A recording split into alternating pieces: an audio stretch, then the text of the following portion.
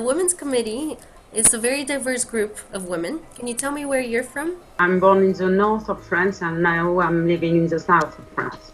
I'm from Austria, from the capital of Austria, from Vienna. So originally I'm from Turkey. I'm Kurdish, but I live in London and I've basically done my whole education, everything in London. So how many years? But I was born in Turkey. I'm from the Netherlands. Which part of Netherlands? I live in Nijmegen, and that's on the east side, close to the German border. What is one favorite thing about your country to you? The people only know Amsterdam, but it's a lot of more to see and to do in the Netherlands. You have different, how do you say that, different areas with different way of nature. And what I also love is that people are very open and that we are open to talk about what we think and what we want in life. Yeah. Vienna has a lot to offer, culturally speaking, and it's an interesting city, I think. There's a lot to explore. That's what I like. It's never boring. I'll say London. It's diverse. I think any kind of food and people from different cultures. I think diversity is definitely my favourite thing about. I'm living near a small village named Sanary, and I enjoy very much going along the harbour, seeing the boats, and enjoying the quiet places to walk along the beach. Why did you decide to apply and join the Women in Bleeding Disorders Committee, and what do you hope to accomplish together?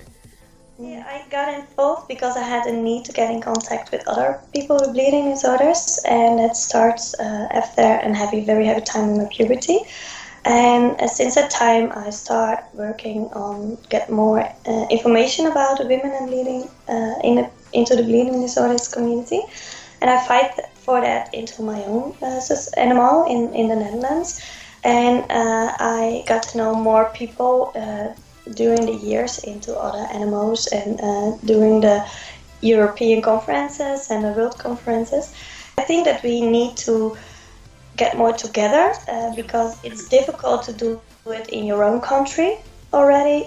So I think it's important that we need to get together and share our information and our knowledge that we already have. And if we do it on a European level, I think that we can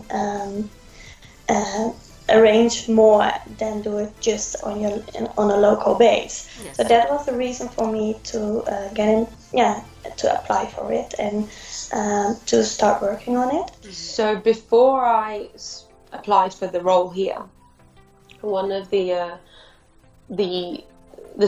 projects that took my attention, one of the reasons why I applied actually was Talking Red, because I worked with domestically abused women and immigrants and the whole status and vulnerability of women.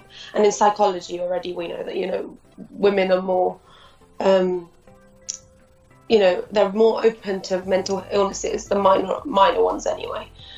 So I've always kind of dealt with women my whole life. So I thought, okay, Talking Red, that's very interesting. So they are raising awareness around women. And I wanted to get involved and find out more about what they were doing. I kind of stayed in it. I kind of want to empower women in the sense that we want them to be educated about it so that they know and they are confident about their condition enough to explain it to someone else. But so it starts with the empowering and then they can spread it to their community. I really would like to raise awareness about women with bleeding disorders because I've learned that, at least in Austria, it's not really I think that people know. Also doctors usually don't know about it, and I'd like to change that with help of the committee. Together, I think we can be stronger and share ideas and create tools and actions. What is one challenge faced by women with bleeding disorders in your country or through your experience? It would be the mental support that they get, or that they don't get, really. So a lot of them experience, a lot of emotions. So some will have children with bleeding disorders, and they're dealing with a diagnosis, they're going through acceptance, some are trying to cope with their own bleeding disorders. The relationships that they have can be problematic, the family relationships, friends relationships can be problematic. Exactly, so it impacts every part of their life, but for some reason the psychological support system is not there. It's difficult to deal with a chronic bleeding disorder that you know it's not going to go away. Mm-hmm. It's not, an illness where it's a phase you go into and then you come out from. It's there your whole life. Yeah. So I think even that, dealing with accepting that is a struggle that people just overlook. So I think psychological support is definitely a massive issue. My experience is that I usually have to explain what it is, what I have. Mm-hmm. I have a severe factor 7 deficiency, and when I tell that to new doctors that I'm going to, they usually don't know what that means. Yeah. So yeah, I have to explain, and it's kind of hard because I don't know all the details, and it's so different. Every manifestation, every person has a specific manifestation, so I think it's kind of hard to really tell all of it and know all about it. Yes. I also made the experience that some doctors, at first they didn't believe. Mm-hmm. They didn't see the connection between the bleeding disorder and my problems. Okay. Like stomach ache when I had an internal bleeding, for example. So that's hard to tell someone who studied medicine. Mm-hmm. To tell the person that I know better. In my case, that's also a tricky thing sometimes. There is another thing. It's the diagnosis part, but I was diagnosed very young. I was 4 months old, but even for me, it's difficult to get a right treatment because I've got Glanzmann-Transdynia, and I don't have that much options, treatment options for my bleeding disorder. But I do have bleeds, and especially with the feminine part, if you have a heavy period, there are not that many options beside hormonal options to treat the bleedings, especially if you don't have bleeding treatments. Mm-hmm. So that was a big issue for me, and well, now it's kind of okay, but there are also a lot of questions for the future, and that's not a question that I only have. There are so many women that have questions or get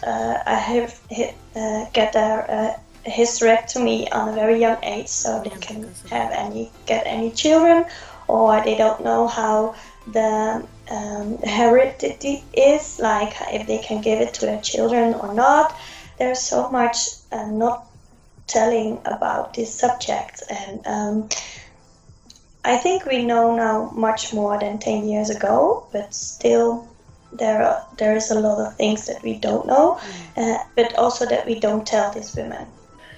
My best challenge have been to live with bleeding disorder for 46 years without knowing it, and have to cope with the different bleeding troubles, long periods, and bleeding after teeth extractions and things like that.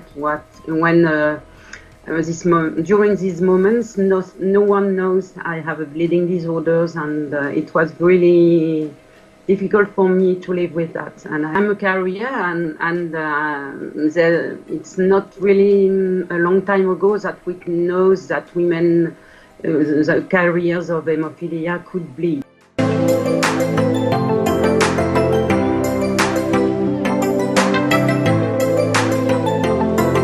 Roosbash.